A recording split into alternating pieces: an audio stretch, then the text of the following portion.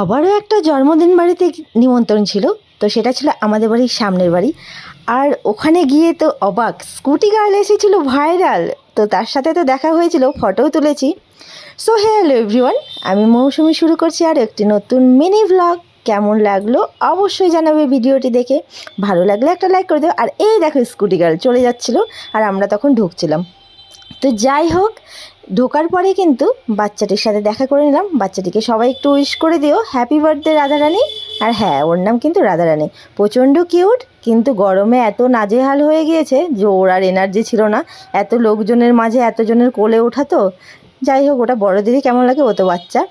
তারপরে কিন্তু ওর পিসির কোলে উঠে গিয়েছিল।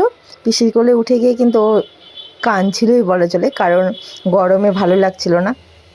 আর জন্মদিন বা বিয়েবাড়ি যে কোনো অনুষ্ঠানে যেতে কিন্তু ভালো লাগে, তাই না? ভালো মন্দ খেতে হবে তো। তো যাই হোক, তারপরে কিন্তু পাশে ডিজের ব্যবস্থা করা হয়েছিল, তো ওখানে সবাই নাচছিল। কপিরাইটের ভয়ে, ওই কপিরাইট আসলে পরেই তো ফেসবুক মামা একদম দিয়ে দিবে ব্যান্ড করে। তো যাই হোক, ওখানে আর সাউন্ড দিতে পারিনি।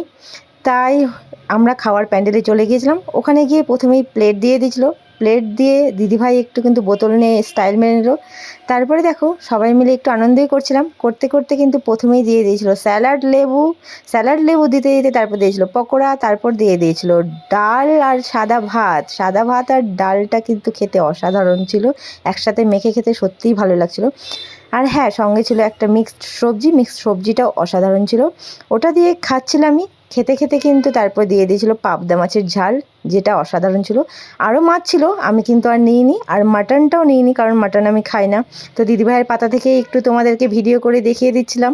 আর মাটনটা কিন্তু প্রচণ্ড জুসি ছিল, দেখে লোভ লাগছে যদিও, কিন্তু মাটন আমি খাই না, অনেক দিন হলো বাদ দিয়ে দিচ্ছি খাওয়া, তাই কিন্তু আর হয় না খাওয়া। তো তারপর দিয়ে দিয়েছিল চাটনিটাও প্রচণ্ড ভালো ছিল। আর ছিল দু রকমের মিষ্টি, লাল সাদা মিষ্টি, যেটাও অসাধারণ ছিল খেতে। লাল সাদা মিষ্টি ছিল, আর সাথে কিন্তু দইও ছিল, যেটা কিন্তু ভিডিও করা হয়নি। তারপরে আইসক্রিম দিয়েছিল। আইসক্রিমটা নিয়ে কিন্তু আমরা হাত ধুয়ে বাড়িতে চলে আসছিলাম।